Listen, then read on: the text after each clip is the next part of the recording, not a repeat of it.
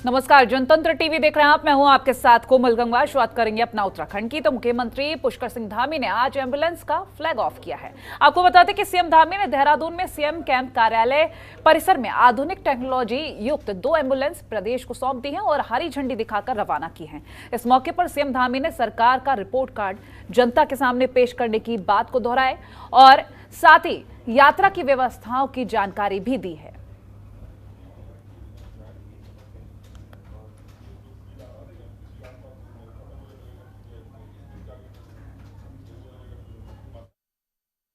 अभी हमने नई सरकार के गठन होने के बाद 100 दिन का अपना एजेंडा बनाया हुआ है। 100 दिन की एक कार्यसूची बनाई हुई है।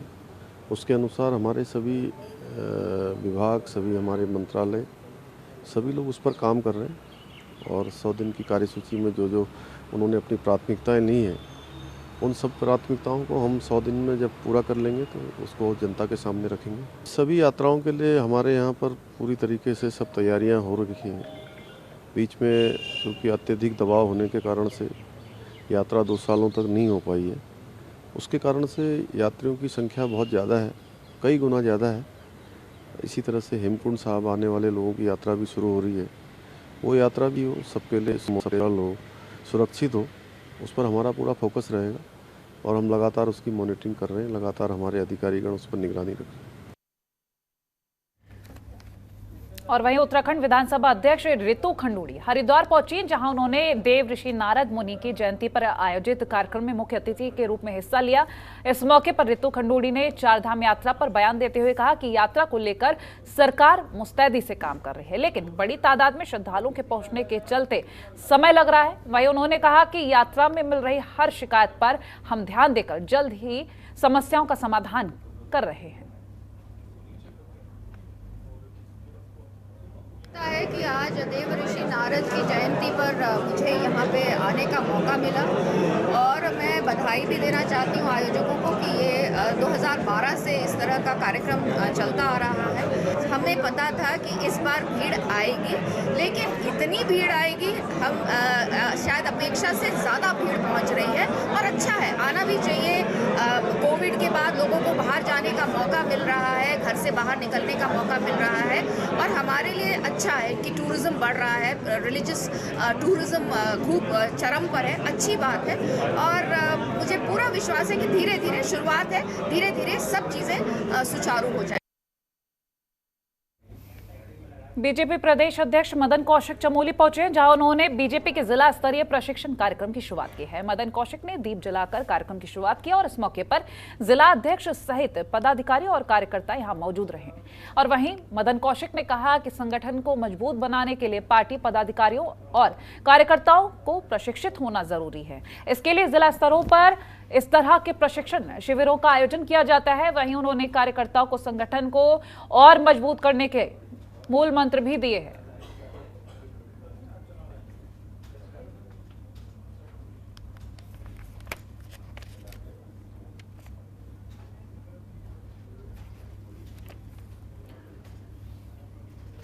और वित्त मंत्री ने प्रेमचंद अग्रवाल हरिद्वार पहुंचे, जहां उन्होंने शहर व्यापार मंडल के शपथ ग्रहण समारोह कार्यक्रम में आयोजन में शिरकत की है। और इस मौके पर मंत्री ने कहा कि कुछ स्थानों से दुकानदारों की ओर से यात्रियों से ज्यादा पैसे वसूल करने की शिकायतें मिल रही हैं और ऐसे में मंत्री ने हिदायत देते हुए कहा है कि अगर ओवर रेटिंग के मामले नहीं रुकते हैं तो सरकार इस पर कार्रवाई कर सकती है।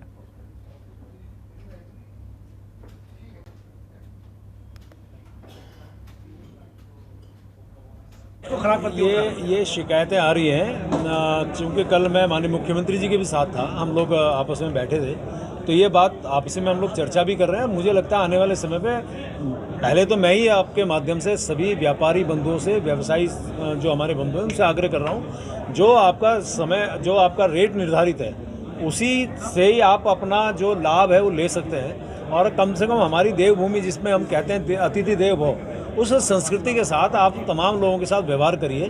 ज़्यादा चार्ज करने से हमारे छवि जो प्रदेश की है वो निश्चित रूप से धूमिल होगी। और अभी तो सिर्फ हम आग्रह कर रहे हैं, कल को सरकार उस पर कोई कड़ा एक्शन लेगी। निश्चित रूप से सभी को ये समझना चाहिए, क्योंकि ये यात्रा 2 साल बाद हो रही है, उसी में मुझे लगता है कि बहुत कुछ हमारे व्यापारियों के लिए, हमारे स्थानीय लोगों के लिए ये हमारी लाइफ लाइन है, उसी में हमें बहुत कुछ मिल रहा है। मैं आग्रह फिर से आपके माध्यम से कर रहा हूँ कि ओवर रेटिंग नहीं होनी चाहिए। और उत्तराखंड के पर्यटन मंत्री सतपाल महाराज दुबई दौरे से वापस आए हैं। उत्तराखंड पहुंचने के बाद पर्यटन मंत्री सतपाल महाराज ने चारधाम यात्रा के लिए यात्रियों से अपील की है। उन्होंने कहा है कि चारधाम आने वाले श्रद्धालुओं की यात्रा सुखद और सुरक्षित हो सके, इसके लिए विभिन्न धामों की वहन क्षमता के अनुरूप पंजीकरण की सीमा तय की गई है। और साथ ही उन्होंने तीर्थयात्री पंजीकरण की उपलब्धता की जांच करने के बाद ही यात्रा करें, ऐसा कहा है। इसके साथ ही सभी यात्रियों को चारधाम यात्रा के दौरान हेल्थ एडवाइजरी के पालन करने की भी हिदायत दी गई है।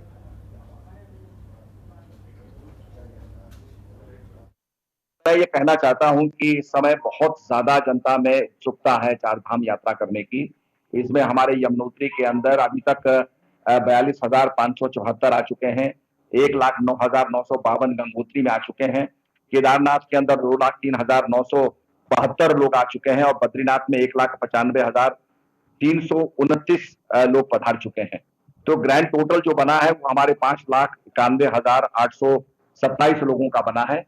तो ये हमारे लिए बड़े गौरव की बात है कितने लोग आ रहे हैं। पर कैरिंग कैपेसिटी के बारे में मैं बार बार कहता रहा और मैं फिर से कहूंगा कि जो कैरिंग कैपेसिटी हमारे धामों की है उसके मुताबिक ही लोग जाएं। और खास करके अब ये भी देखने को मिला है कि कोरोना से लोगों के लंग्स भी इन्फेक्ट हुए हैं, इसलिए खासकर जो कोरोना से प्रभावित लोग हैं उनसे मैं आग्रह करूंगा कि अपना फिटनेस करवा के डॉक्टरों से परामर्श करके ही आए। और वहीं उत्तराखंड के पर्वतीय क्षेत्रों को अब हवाई सेवा से जोड़ने की कवायद शुरू हो गई है। और इसी की जानकारी देते हुए अल्मोड़ा के सांसद अजय टम्टा ने बताया कि पहाड़ों में पर्यटन और लोगों को सुविधा मिल सके, इसके लिए सरकार लगातार प्रयासरत है। और इसी के लिए पंतनगर हवाई अड्डे को विकसित करने के लिए केंद्र सरकार से वार्ता हो चुकी है, वो जल्द ही शुरू हो जाएगा। इसके साथ ही कुमाऊं, अल्मोड़ा के साथ ही छोटी हवाई पट्टियों पर भी काम हो रहा है और बहुत जल्द ही हवाई सेवा से इसे जोड़ा जाएगा, जिसके लिए काम तेजी से हो रहा है।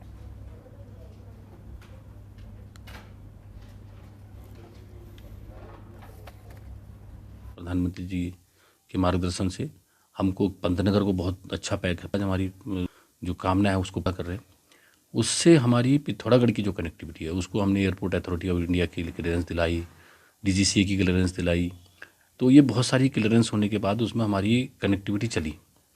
मगर अभी हमारे मन में भी, दिमाग में भी है ये किसी प्रकार से भारत सरकार इसको रनवे को ले ले। छोटे एयरपोर्ट की तो क्योंकि हमने हेलीपैड की जो बात, हमने एक बार विचार आया था कि भाई ऐसे टूरिज्म को बढ़ाने के लिए कोविड कालखंड के अंदर हमारी जो नियमित फ्लाइट थी वो भी बंद हो गई। आपने देखा होगा पूरे देश भर के अंदर हमारी रेलें बंद हुई। तो बहुत सारी चीज़ें कोविड को दृष्टिगत करते हुए धीरे धीरे चालू हुई है। तो उस दिशा में जो प्रयास रहेंगे आने वाले टाइम में, क्योंकि वो सारा चीज़ टूरिज्म को लेकर के है, लोगों को लेकर के है, तो वो कनेक्टिविटी बढ़े। तो ये इस सब व्यवस्थाओं को देखते हुए उसका भी शुभारंभ जैसे देश भर के अंदर शुरू हुआ है, धीरे धीरे सरकार उस पर भी विचार करेगी। उत्तराखंड में चारधाम यात्रा शुरू होने के साथ ही यात्रियों और पर्यटकों का उत्तराखंड आना शुरू हो गया है। वहीं अब इसको लेकर पुलिस प्रशासन भी पूरी तरीके से अलर्ट मोड में नजर आ रही है। यात्रियों को किसी भी प्रकार की कोई दिक्कत ना हो, इसको लेकर पुलिस के आला अधिकारी खुद मैदान में उतर चुके हैं। DGP अशोक कुमार का कहना है कि पर्यटकों की सुविधाओं का पूरी तरीके से ध्यान रखा जा रहा है। और इसके साथ ही उन्होंने तीर्थयात्रियों से अपील की है कि जो भी तीर्थयात्री उत्तराखंड आ रहे हैं वो अपना रजिस्ट्रेशन जरूर कराएं। भद्रकाली और शिवपुरी दो जगह पे हम लोग यात्रियों की चेकिंग करा रहे हैं। बेसिकली भद्रकाली पे गंगोत्री जमुनोत्री जाने वालों की और शिवपुरी पे जिन लोगों को बद्रीनाथ केदारनाथ जाना। बेसिकली ऋषिकेश के ही पॉइंट हैं दोनों, और ऋषिकेश से ऊपर हम उसी को चढ़ने दे रहे हैं जिसने रजिस्ट्रेशन कराया हो।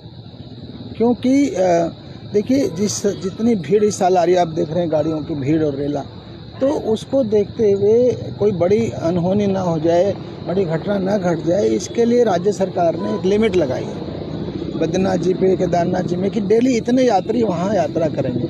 उस लिमिट का ये भी है कि फिर यात्रा आपकी सुगम भी होगी और सुरक्षित भी होगी। अब समस्या ये हो रही है कि यात्री लिमिट से डबल आ जा रहा है, तो उसको हम रोकने का प्रयास कर रहे हैं। फिर उनको यहाँ से वापस जाना पड़ रहा, तो ख़राब नहीं लग रहा। तो मैं अपील करना चाहता हूँ कि यात्री इस बात को समझें कि हर आदमी मई और जून में ही यात्रा नहीं कर सकता।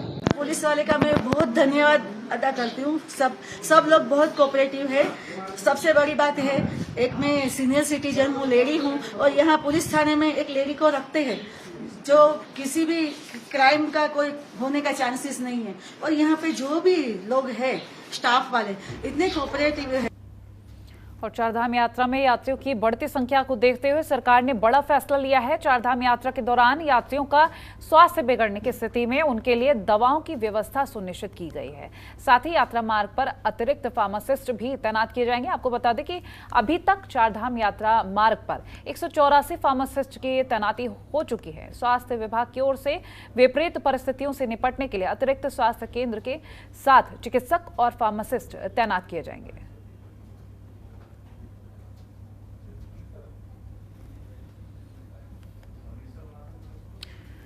और धर्मनगरी हरिद्वार में बद्रीनाथ धाम का ही रजिस्ट्रेशन मिल रहा है। जिला पर्यटन अधिकारी कार्यालय परिसर में संचालित चारधाम यात्रा रजिस्ट्रेशन काउंटर पर लगातार रजिस्ट्रेशन किए जा रहे हैं और इस पर जिला पर्यटन अधिकारी ने बताया कि बद्रीनाथ धाम के लिए 21 मई तक के रजिस्ट्रेशन किए जा चुके हैं और अन्य 3 धामों के लिए एंट्री जून के पहले हफ्ते तक बुक हो चुके हैं। वहीं उन्होंने बताया कि इंटरनेट सुविधा में सुधार के लिए रजिस्ट्रेशन काउंटर पर अतिरिक्त इंटरनेट कनेक्शन भी किया गया है।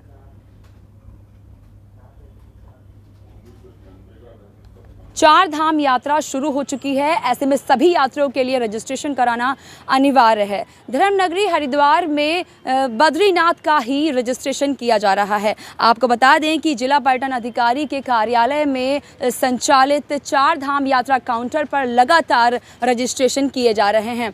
ऐसे में जिला पर्यटन अधिकारी ने हमें बताया कि बद्रीनाथ के लिए 21 मई के लिए रजिस्ट्रेशन हो चुके हैं, जबकि अन्य 3 धामों के लिए जून के पहले सप्ताह में रजिस्ट्रेशन बुक हो चुके हैं। उन्होंने हमें ये भी बताया कि काउंटर पर इंटरनेट सुविधा को अच्छा करने के लिए और अन्य कई इंतज़ाम किए गए हैं ताकि किसी भी तरह की कोई दिक्कत ना आए रजिस्ट्रेशन कराने में यात्रियों को, और वो सरकार की निगरानी में भी रहें। अपने सहयोगी के साथ मैं आफरीन बानो, जनतंत्र टीवी, हरिद्वार। और नैनीताल के तलीताल स्थित गांधी चौक पर आशा कार्यकर्ताओं ने धरना प्रदर्शन किया है। आपको बता दें कि कार्यकर्ताओं ने बीजेपी सरकार के खिलाफ जमकर नारेबाजी की है। वहीं उन्होंने सरकार पर आरोप लगाते हुए कहा कि आशाओं ने पूरी निष्ठा से अपनी जिम्मेदारी का निर्वहन किया, लेकिन इसके बाद भी बीजेपी कार्यकर्ता अभद्र शब्दों का प्रयोग कर रहे हैं। प्रदेश उपाध्यक्ष रीता कश्यप ने मांग की है कि अभद्रता करने वाले कार्यकर्ताओं को जल्द से जल्द गिरफ्तार नहीं किया गया तो प्रदेश भर की आशा वर्कर्स उग्र आंदोलन करेंगी।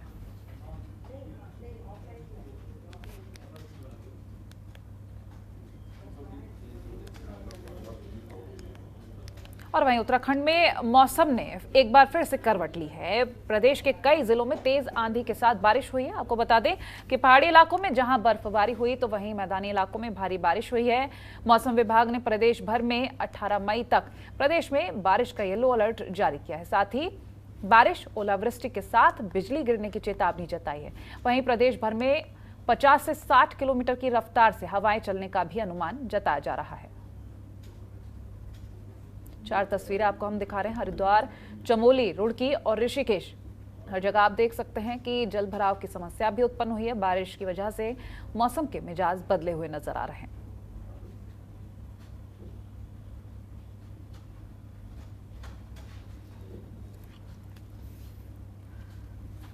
और वहीं थॉमस कप में भारत को मिली जीत को लेकर प्रदेश के मुख्यमंत्री ने टीम के सभी खिलाड़ियों को बधाई दी है। साथ ही सीएम धामी ने अल्मोड़ा के लक्ष्य से वीडियो कॉल के जरिए बातचीत भी किया और सभी प्रदेशवासियों की ओर से बधाई दी है और शुभकामनाएं दी हैं। सीएम ने कहा कि उत्तराखंड के अल्मोड़ा के प्रतिभावान बैडमिंटन खिलाड़ी लक्ष्य सेन ने राज्य का नाम पूरे विश्व में बढ़ा है।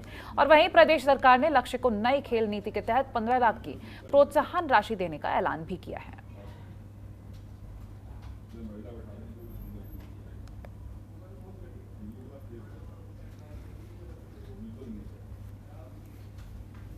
नेता प्रतिपक्ष यशपाल आर्य पर लगातार बीजेपी हमलावर है और इसी कड़ी में बीजेपी के नेता ने यशपाल आर्य पर हमला बोला है। उन्होंने कहा कि यशपाल आर्य दल बदलू नेता हैं, वो अपने स्वार्थ को साधने के लिए पार्टी बदलते हैं। यशपाल आर्य जी 5 वर्ष तक कैबिनेट मिनिस्टर रहे बीजेपी की सरकार में। भारतीय जनता पार्टी ने उनको इतना सम्मान दिया, उनके परिवार को इतना सम्मान दिया कि उनके पुत्र को भी टिकट दिया। दोनों पिता पुत्र बीजेपी के टिकट पे जीत के आए, एक कैबिनेट मिनिस्टर बने और दोनों माननीय विधानसभा के माननीय सदस्य बने।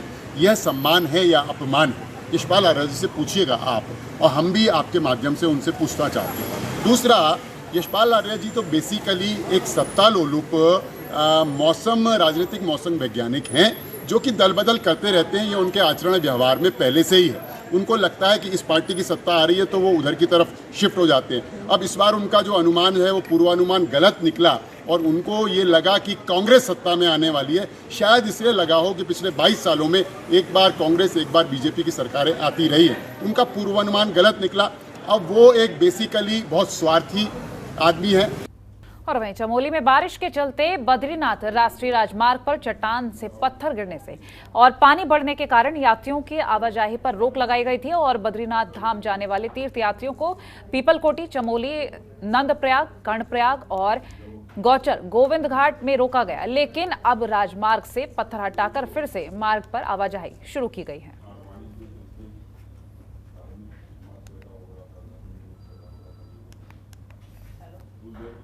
प्रशासन ने हमें अचानक में बहुत अच्छी व्यवस्था की है सर। हम लोग बहुत परेशान हो रहे थे और आप लोगों के आने से हमको बहुत हेल्प मिली है। हम लोग परेशान हो रहे थे तो हम लोग को जो है आपने इसमें बरनाला लॉज में आपने हमें रुकने की व्यवस्था की है। हम आपके लिए बहुत बहुत आभारी हैं और हम प्रशासन से बहुत ही प्रसन्न है कि आपने हमारी व्यवस्था की है। और गदरपुर क्षेत्र में तेज बारिश ने मौसम का मिजाज बदल दिया है और मौसम सुहाना हो गया है। बादलों की गर्जना और बिजली की चमक के साथ बारिश हुई है। इससे पहले तेज आंधी तूफान से पूरे क्षेत्र की बिजली गुल हो गई थी, जिसके कारण लोगों को काफी ज्यादा परेशानियों का सामना भी करना पड़ा है। इसके अलावा क्षेत्र के तमाम स्थानों में पेड़ गिरने की खबर भी सामने आ रही है। साथ ही दिनेशपुर में छत पर लगे वाईफाई के टावर आंधी के चलते गिर गए। आंधी तूफान के चलते कई बिजली के खंभे, कई बिजली के ट्रांसफार्मर भी नष्ट हो गए हैं। इस दौरान बिजली विभाग के जेई मेहताब अली ने कहा कि तेज आंधी और तूफान के चलते दिनेशपुर क्षेत्र में तकरीबन 20 से 25 लाख रुपए का नुकसान हुआ है। उन्होंने कहा कि जल्द ही दिनेशपुर नगर क्षेत्र में बिजली सुचारू रूप से चालू हो जाएगी।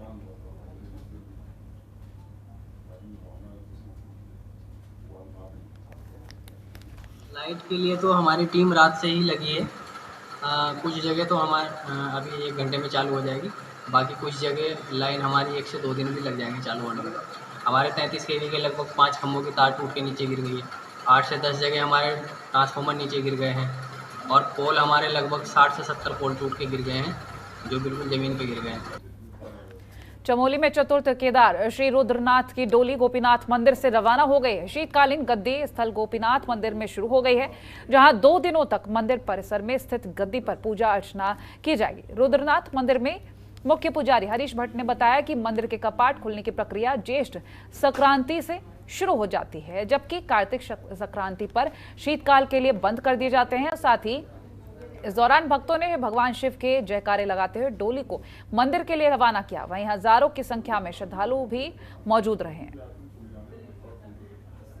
यात्रा ये है कि आप वहाँ पे उन्नाव में थोड़ा अभी हफ्ता 10 दिन का टाइम लगेगा, तो धीरे धीरे व्यवस्थाएं ठीक हो जाएगी। तो हम लोग कहते हैं कि यात्री अपने मान मर्यादाओं के साथ आएँ और तीर्थ जो हमारे तीर्थ क्षेत्र हैं उनके मान सम्मान के लिए करें। जो हमारे यहाँ पॉलीथीन से लेके हर चीज़ जो आज की डेट में प्रदूषण ज़्यादा हो रहा है, जो अपने आप उनकी मान मर्यादाओं को लेकर, जैसे जो आज की डेट में जो संगीत बज रहा है जिस हिसाब से वो है, और जितनी युवा पीढ़ी चाहे लड़के हों लड़कियाँ हों, ये अपनी मान मर्यादाओं के साथ इन तीर्थों में आए। जो और आपको जो एक्टिविटीज़ करनी है इसके लिए आपके गोवा बना है, बम्बई बने हैं, इन जगहों पर ये करें, पर देवभूमि को ऐसा बदनाम न करें। हरिद्वार जिला पंचायत कार्यालय के सभागार में बैठक का आयोजन किया गया, जिसमें ग्रामीण क्षेत्रों में शुद्ध पेयजल उपलब्ध कराने के लिए भारत सरकार की महत्वाकांक्षी योजना राष्ट्रीय जल जीवन मिशन के तहत समीक्षा की गई। इस बैठक में जल जीवन मिशन, पंचायती राज विभाग, उत्तराखंड जल निगम और जल के अधिकारी मौजूद रहे। वहीं बैठक में राष्ट्रीय जल जीवन मिशन के तहत हर घर नल और नल से जल उपलब्ध कराने को लेकर सभी विभागों की जिम्मेदारी तय की गई है। साथ ही जल जीवन मिशन के तहत हर घर में प्रति व्यक्ति प्रति घंटा 55 लीटर पानी उपलब्ध कराने के लिए आपसी तालमेल के साथ काम करने पर जोर दिया गया है और अधिकारियों को पेयजल की गुणवत्ता के लिए समय समय पर वाटर टेस्टिंग के निर्देश दिए गए हैं। जनपद में जल जीवन मिशन के अंतर्गत अब तक हम लोग सभी योजनाओं का गठन कर चुके हैं और हमारा उद्देश्य है भारत सरकार के गाइडलाइंस के अनुसार कि सभी गांवों को पेयजल सुविधा उपलब्ध कराएं। 55 LPCD का मतलब वो होना चाहिए, इस तरह से उसकी उपलब्धता होनी चाहिए, 55 litre per capita per day. और उस दिशा में हम लोग काफ़ी आगे बढ़े हैं। हरिद्वार जनपद ने काफ़ी प्रगति भी की है इसमें, और कुल मिलाकर के हमारी सभी सिंगल विलेज स्कीम और डबल विलेज स्कीम अब तक स्वीकृत हो चुकी हैं, जिसमें कार्य भी अधिकांश में प्रारंभ किए जा चुके हैं। कुछ बचे हुए जो गाँव हैं उनमें भी हम शीघ्र ही कार्य योजना को प्रारंभ करेंगे। और आज की जो इस सभागार में जो हमारी मीटिंग हुई, उसमें हमारा मुख्य उद्देश्य था कि पंचायती राज इंस्टीट्यूशन जो हैं उनके साथ हमारा समन्वय कैसे हो। जल जीवन मिशन के जो विभिन्न आयाम हैं, जिसमें हमें घर घर तक पानी पहुंचाने की जो बात है, स्कूल आंगनवाड़ी को कवर करने का है, सभी पंचायत घरों में उनको पानी देना है, उन सब के एक प्रॉपर समन्वय बनाने के लिए हमने पंचायती राज इंस्टीट्यूशन के साथ आज बैठक की है। यहाँ मिशन की एक महत्वाकांक्षी योजना भारत सरकार की है। इसमें हर घर नल और नल से जल के तहत सबको 55 LPCD, जैसा सर ने बोला कि पानी देना है। तो हमारे जितने भी गांव हैं यहाँ पे सबको ही पाइप्ड वाटर के थ्रू जोड़ना है। इसमें चूँकि काम JJM कर रहा है और लास्ट में इन सारी योजनाओं को ग्राम पंचायत स्तर से संचालित किया जाना है, इसलिए शासन स्तर पर निर्णय लिया गया कि इसकी एक सोशल ऑडिट कार्य पूर्ण होने से पहले से ही पंचायती राज विभाग के द्वारा स्टार्ट करा दिया जाए। इसीलिए आज एक समन्वय बैठक पंचायती राज विभाग की जल जीवन मिशन के साथ की जा रही है। उत्तराखंड की प्रसिद्ध चारधाम यात्रा के देखते हुए मुख्यमंत्री पुष्कर सिंह धामी ने पुलिस और प्रशासन के अधिकारियों को सुव्यवस्थित और नियमानुसार यात्रा संचालन के निर्देश दिए और इसके साथ ही मुख्यमंत्री ने चार धामों में VIP दर्शन की व्यवस्था को खत्म करते हुए एक समान व्यवस्था लागू करने के निर्देश दिए हैं। वहीं मुख्यमंत्री के इस फैसले का बद्री केदार मंदिर समिति ने स्वागत किया है। समिति के अध्यक्ष अजेंद्र अजय ने कहा कि मुख्यमंत्री पुष्कर सिंह धामी का फैसला जनहित में लिया गया है, फैसला है और मंदिर समिति इस फैसले का स्वागत करती है। साथ ही आदेश मिलने के बाद धामों में इस व्यवस्था को लागू किया जाएगा। भगवान सबके लिए समान है और उसमें VIP और VVIP और आम जनता का कोई सवाल नहीं होता है। माननीय मुख्यमंत्री जी ने जो निर्देश दिए हैं निश्चित रूप से सोच समझ कर विचार करने के उपरांत दिए होंगे और उसमें देखेंगे कि आदेश किस प्रकार से आता है और उसके उसी अनुरूप मंदिर समिति अपने उस कार्य को अंजाम देगी। और फिलहाल अपना उत्तराखंड में इतना ही। देखते रहिए जनतंत्र टीवी। नमस्कार। खबरों के निष्पक्ष विश्लेषण के लिए सब्सक्राइब करें Jantantra TV and press the bell icon. Never miss any update.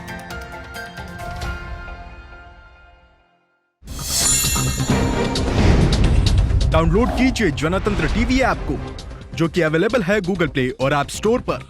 अधिक जानकारी के लिए अभी डाउनलोड करें।